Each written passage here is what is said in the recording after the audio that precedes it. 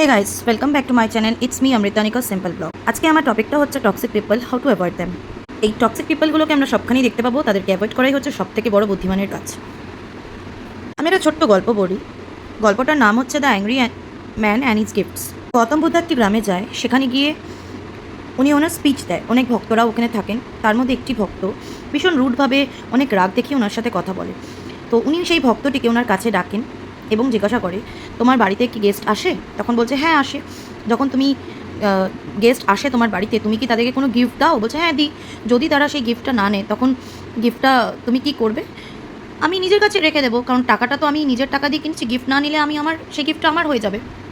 একইভাবে সেম ওয়েতে গৌতম বুদ্ধ ওনাকে রিপ্লাইড করলো, তুমি যে রাগ এতগুলো রুডভাবে আমার সাথে কথা বলে, আমি একটাও নিলাম না, সবটাই ওই গিফটটার মতন তোমার হয়ে গেল।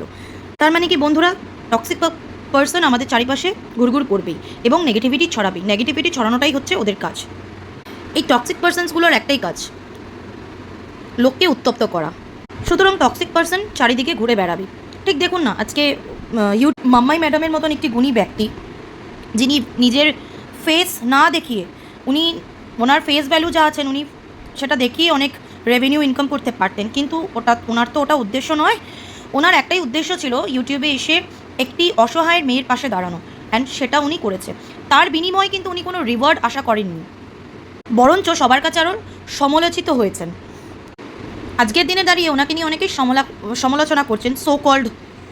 একটা কথাই বলতে চাই, ওনার যদি টাকা ইনকাম করার হতো বা ভিউয়ার্স বাড়ানো হতো, ওনার যা সুন্দর দেখতে, উনি ফেস ভ্যালু দিয়েই বাড়াতে পারতো।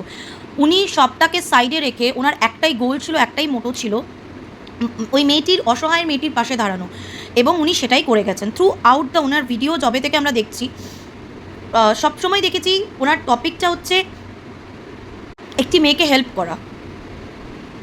উনি কিন্তু অন্য কাউকে কন্টেন্ট বানিয়ে কোনো দিনই ভিডিও দেয়নি। তো এটার থেকে আমরা এটাই বুঝছি, উনি কিন্তু টক্সিক পার্সন নয়। টক্সিক পার্সন যারা, তারা কিন্তু স্টিল ওনাকে নিয়ে এখন ভিডিও করা শুরু করেছে, কারণ তারা তো গাট্টার। আমি এইটুকুই বলবো, ম্যাডাম ফিল্টার করে ভালো জিনিসটা নিন, আর ঠিক নোংরার মতন ডাস্টবিনে নেগেটিভ জিনিসটাকে ফেলে দিন। কারণ এই টক্সিক পার্সনসগুলো সবসময় লোকের কী বলবো, ইমোশনালি আর মেন্টালি খেলবে।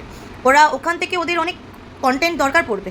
তো সুতরাং আপনার তো কোনো কন্টেন্টের দরকার নেই। আপনি যেটা আশা করে আপনাকে সবাই আমরা শুনতে চাই, কারণ আপনি খুব ভালো কথা বলেন, ওই জন্য আপনার ভিডিও দেখার প্রয়োজনও পড়ে না, কারণ আপনার ফেস ভ্যালু দরকারই পড়ে না, কারণ আপনার কথাগুলোই এত সুন্দর, আপনার কথাতেই আমরা মুগ্ধ।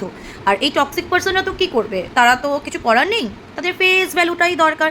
সুতরাং আমি একটা কথাই বলবো, এদেরকে ডাস্টবিনে ফেলে দিন।